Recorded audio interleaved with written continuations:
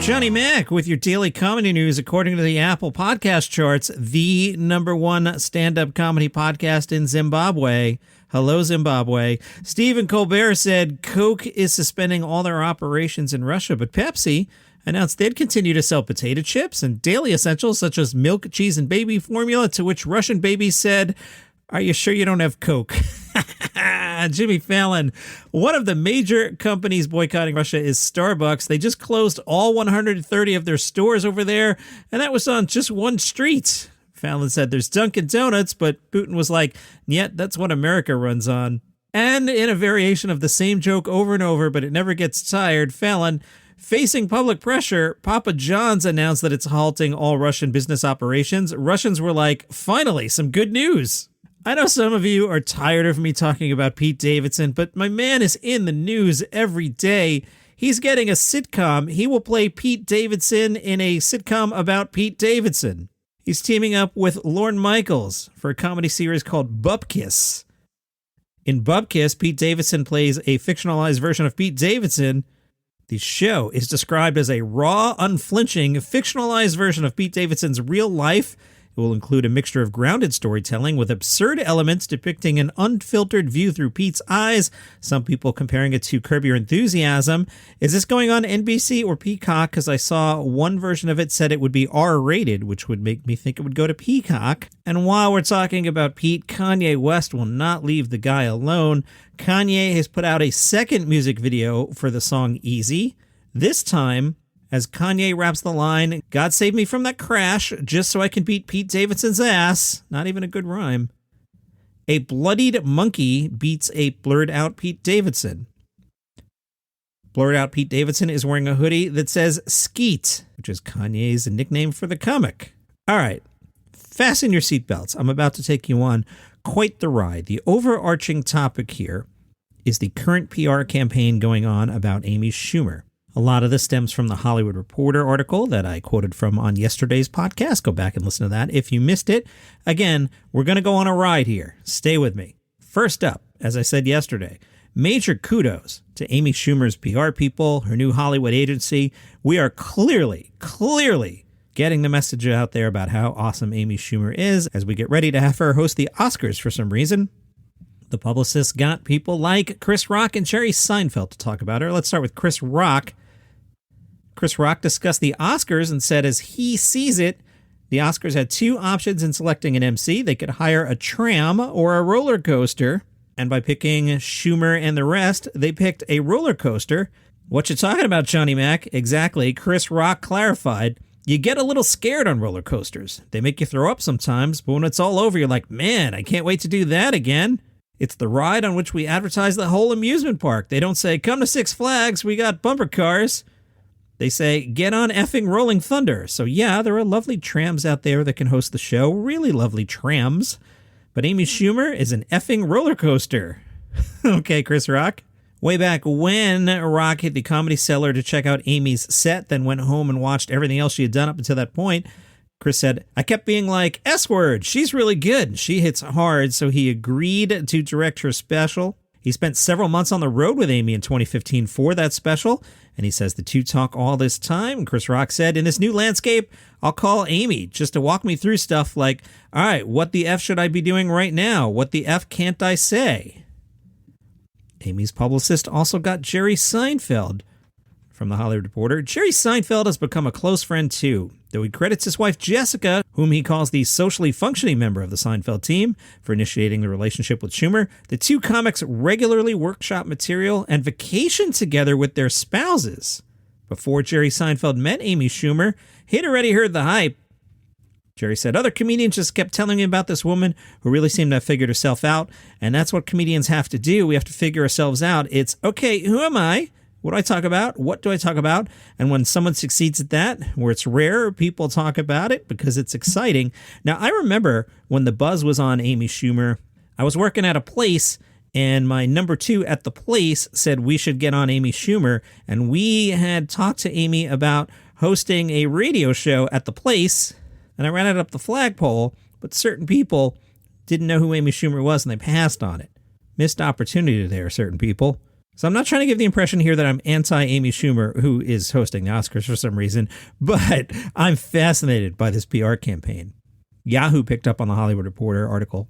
The part they picked up on, they wrote, "In fact, Amy now admits to being disgusted by some of her early jokes, including one that ridiculed black people who weren't able to swim. The quote, 'I have so much undoing to do.' Amy remarks, adding that she made a point of participating in daily Black Lives Matters vigils and workshops for a 6-month period following the murder of George Floyd in 2020. That caught my eye. Amy Schumer participated in daily Black Lives Matter vigils for 6 months? Yeah? So I went to the Google machine. I Googled the phrase, Amy Schumer, Black Lives Matter. And I looked at the results on the main All tab. You know, on Google, you can go like regular, news, images, etc. This was on the main Google. The search term, Amy Schumer, Black Lives Matter. The first article that came up, maybe they just have good SEO. The article's titled, "Yes, Amy Schumer is racist, and so is her executive producer." Oh no, this won't end well. Nikki Gloudman wrote this on Medium. As I understand it, there was some sort of panel, and after the panel, the audience asked some questions of the panel members. One of the panel members was Jesse Klein, executive producer and head writer of the Amy Schumer Show. Nikki Gloudman writes, "After the show wrapped and the on-air button shut off, the show then transitioned to a looser after-party chat, and at this point, the show's social media liaison, on behalf of several in the Twitter sphere, asked the question that anyone following the news that week knew was going to be asked. It was directed towards Jesse, who again was the showrunner on the Amy Schumer Show. What's your take on Amy Schumer's latest racist nonsense?" Behind the panelists, a screen filled up with an image from Schumer's then-new controversial Formation video, as well as several of her offensive tweets. I don't know what those tweets were. Jesse's response was squirrely and definitive. "No, Amy Schumer's not racist." The audience booed. Yells of, "That's 'cause you're white," filled the hall. Nikki Gloudman writes, Jesse weakly demurred that some of what Amy has said is racially charged and includes some blind spots. She tried to defend her own beliefs by saying she's gotten in arguments with Amy about Black Lives Matter, suggesting Amy Schumer doesn't support Black Lives Matter. In a terribly misguided effort to find solidarity with Alicia, I'm not sure who Alicia is, Jesse claimed she got it because I'm Jewish, and a collective groan rattled the rafters. Nikki Gloudman continued to write, "Because here's the thing. Yes, Amy Schumer is racist. Amy, period, Schumer, period, is, period, racist, period. She's racist because we live in a society founded on racism that has afforded her racial privilege, and she's racist because she said some racial stuff. Last night, Jesse made it clear that she's racist too." Nikki added, "And yes, I am white, and yes, I am racist too because we live in a society founded on racism that affords me racial privilege, and because I haven't always fully acknowledged how I move through this world differently because of the color of my skin, and I've done some racist stuff." Now, I remind you, I told you to fasten your seatbelts. The second result on my Google search for Amy Schumer, Black Lives Matter. Second result, from Scary Mommy, here's how Amy Schumer will tell her son about 2020. Scary Mommy writes, in a recent interview with E! News, Amy Schumer explained how she and her husband, Chris Fisher, plan to teach the baby about all the injustices and pain that have been uncovered this year. Amy said, "I think we're probably going to keep it pretty real with Gene when he's old enough. I did get arrested while I was pregnant with him, so he's already been arrested. That arrest happened October 2018, when Schumer was one of a group of protesters arrested while speaking out against the nomination of Brett Kavanaugh to the Supreme Court. Schumer revealed that Gene's going to grow up in a home that's active in speaking out. Amy said, "I go to a protest every morning at 10:30, and he comes with me a lot, so he'll know all about Black Lives Matter. I hope he doesn't believe me when I tell him how awful things were." Scary Mommy added, in recent weeks, she's used her massive platform on social media to promote a number of Black Lives Matter related causes, including Colin Kaepernick's legal defense initiative, which she said she made a $100,000 donation to. I continue to be curious. Further Googling. The fourth story down, from the Daily Mail, Amy Schumer talks protesting for Black Lives Matter every day. That took me to a video. I didn't feel like watching the whole video, but it showed me that Amy Schumer had been on Ellen DeGeneres. So I Googled some more, found an article on ET Canada. All I got from that was, finally, Schumer talks about supporting Black Lives Matter every day by honoring those lost to police violence on social media. I then clicked on the news tab doing the same search. The news tab is how I do a lot of the prep for this show. and I didn't immediately see anything under the search term Amy Schumer Black Lives Matter. And now I started to wonder, is this a real thing? Is this a PR thing? I told you to buckle your seatbelt, right? Because then I found it. From the MV Times, June 15th, 2020. For 10 consecutive mornings, Chilmark residents have gathered at Beetlebung Corner to kneel in solidarity with people across the country who are protesting police brutality and systemic racism. The demonstration, which begins daily at 10:30, was started by Dana Nunes and has since been organized and led by comedian Amy Schumer. Beginning Friday, June 5th, Nunes stood alone at Beetlebung Corner. She was determined to stand unmoved in the same spot for 3 hours every day that week. She said, "I'm the mother of black men. I fear what's out there for my sons." Amy Schumer was driving through the intersection when she saw Nunes and decided to join her. After an hour of standing in solidarity, the two decided to reconvene the following day, bringing a towel so they could kneel in honor of George Floyd without fear of tick bites. Amy Schumer told her friends about the demonstration. Word spread quickly. That Saturday, 77 people arrived for the demonstration. Nunes said at 10:30 it was like a flash mob showed up. People came from all directions, showing up in droves. For the remainder of the week, Nunes continued to stand at Beetlebung Corner from 9 until noon. Each day a crowd, sometimes as many as 100 people, would join her at 10:30. As Nunes' initial plan was to demonstrate daily for 1 week, she no longer joins the crowd. Again, this article from June 15th, 2020. She's happy, though, to see Amy Schumer continue the demonstration. Amy saw the need for some sort of ritual that people could become involved in. She can organize. She can get people to show up. Schumer and a sizable crowd of Chilmark residents have continued to congregate at Beetlebung Corner and bring attention to the many lives lost at the hands of police officers. The group has also started a mailing list. That mailing list is available at mvblm2020@gmail.com. I have not checked to see if it's still active. Those on the mailing list are informed of action items they can take to support the Black Lives Matter movement, including supporting black businesses, filling out census data reports, and voting. Amy Schumer said, "There's a lot of energy and a lot of great people on this island who want to be part of making change.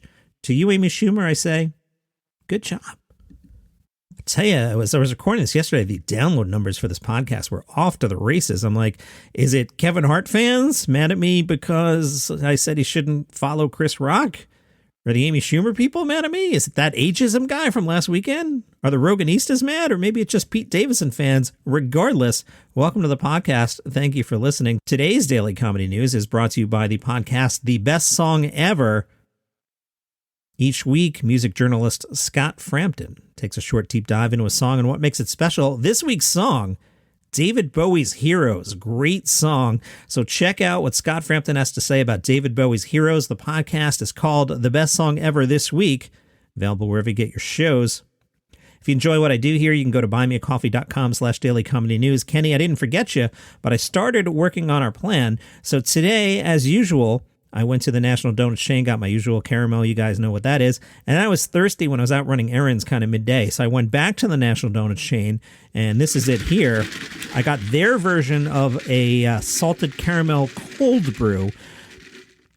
I prefer my traditional order to these cold brews. Plus, these cold brews are like $4.60, but I hit the National Donuts chain so often. I have so many rewards and these free beverages, and I got to use them. So I got this salted caramel so I could compare it to the salted caramel at the green-based National Coffee chains. Kenny, I'm going to follow up on that. I didn't forget. buymeacoffee.com/dailycomedynews. In case you're curious, trivia night, how did it go? Whew. We got our hat handed to us. Small crowd. 12 teams. We finished 9th. And part of that is we were down like 10 points. We really had to gamble in the last round where the points are worth triple, but negative answers take off points. Don't worry, it makes sense to me. But here's what I noticed. There were a lot of people with gray hair there. Usually on trivia night, it's all like Gen Zs and the younger millennials, and I shark points. But this week's trivia, there are questions about Warren Zevon and Bluto Blutarsky, and normally I'd be like, these millennials don't know who Warren Zevon is, mwahaha, and I get quote-unquote easy points. But there were other gray hairs there, so we got our hat handed to us. Whew. South by Southwest is underway tonight, 7 o'clock at the Creek in the Cave. The comedy kickoff event opens the official festival. Matthew Broussard, Vanessa Gonzalez, Eddie Pepitone, Kirby Shabazz, and Blair Sochi. 7:30, John Cleese in conversation. At 9 o'clock at the Creek, The Late Show. 9 o'clock's not a late show. Come on, Austin. Even I'm still awake at 9 o'clock. Logan Gunselman, Willie Hunter, Yamanika Saunders, Liza Traeger, Ricky Velez. That's not a bad show. And then at 10 o'clock, Riffs and Riffraff with Nick Thune and friends. Nick Thune and his friends. Mary Lynn Rice Cub, nice. Andre Highland, John Gimberling, and Dulce Sloan. Not bad. The Austin Chronicle recommended their top 5 South by Southwest comedy shows. On their list, Comedy with the Cleeses. We have talked about that. Doug Loves Movies. That's tomorrow at 4 o'clock. ASSCAT tomorrow at 6 o'clock. You're like, what's ASSCAT? That's a UCB thing. ASSCAT combines improv, comedy, and monologues to enact tales from guest celebrities you won't believe are true. They also recommend Would You Bang Him, a recording of a comedy podcast that'll happen on Sunday. Sit back, relax, and listen to this wonderfully amusing mock game show in which male comedians vie to impress a panel of female judges by performing brief sets. At the end of the show, the judges deliberate their answers to Would You Bang Him? That's a good time with Bonnie McFarlane and Rich Voss. Monday at 8 o'clock, Neil Young's COVID Hootenanny Sing-Along, another Matt Besser project. Join celebrity guests in this concert to bring a little levity to our corona-conquered worlds. Oh yeah, remember coronavirus? I got distracted by World War III. I forgot that was a thing. Speaking of World War III, listen to this headline from Broadway World. New York City comedy legends to come together for the Crane for Ukraine variety comedy benefits. Again, let me read that headline. New York City comedy legends to come together. Okay. Pretty cool. New York City comedy legends doing a benefit for Ukraine. Let's see, who would be some New York City comedy legends that come to mind? Jerry Seinfeld, maybe Colin Quinn, Dave Attell, guys like that. Well, the Crane for Ukraine variety comedy benefit is hosted by New York City legend Carol Montgomery. The rest of the panel, New York City legend Paul Valenti, from NBC's Bring the Funny. He was a finalist. Other comedy legends include Lynette Palladino, whose credits include HBO. Other New York City legends include Mariko Iwasa from the Ringling Brothers Circus, which I think closed in 2018. Calvin Cato, from Vice Media and Netflix. AJ Silver, New York City legend from A Cowboy from the Bronx. Jim Andrinos from Amazon Prime, and Tyler West from Bindlesteff Family Circus and the Slipper Room. New York City comedy legends to come together for the Crane for Ukraine variety comedy benefit. This is on Tuesday at 7:30 at the Crane with a K, 85 East 4th Street. Long one today, but let's squeeze in this review of Hannah Gadsby's new show. It's called Body of Work. The folks at The Guardian saw it. Body of Work is a feel-good show. Hannah Gadsby tells us its predecessors, the smash hits Nanette and Douglas. I'm one of the rare people that like Douglas better than Nanette. Shot the Tasmanian to stardom, but weren't all smiles. Her latest, recounting romance and recent marriage to her producer, Jenny Shamesh, arrives with a lighter, looser vibe, even looser than intended, perhaps. Gadsby enters in a wheelchair, having broken her leg on a trip to Iceland. She says the show might be a little rough and unready since she hadn't done this very much, given the leg breaking and whatnot. The Guardian writes, by the end, as Body of Work ambled toward the 2-hour mark. Boy, that's long. I could see Gadsby's point. In a show that makes much of the distinction between storytelling and merely listing things that happened, I miss the structural rigor of her earlier offerings, and yet, this is still a delightful set. One section reflects on how poorly prepared Gadsby was when Celebrity came calling and how she effed it up via socially maladroit encounters with Jodie Foster and Richard Curtis. After criticizing him for broadcasting Dave Chappelle's transphobic special, there's a tirade too against Netflix's Ted Sarandos, which Hannah suspects might burn any remaining bridges to global stardom. We'll talk more about that on Sunday. So it sounds like it's okay. 2 hours, though. Whew. All right, that's enough. That's your comedy news for today. This weekend, normal episodes, like very robust, normal episodes. Follow the show on Apple Podcasts, Spotify, Overcast, wherever you get your shows. Meet you back here tomorrow.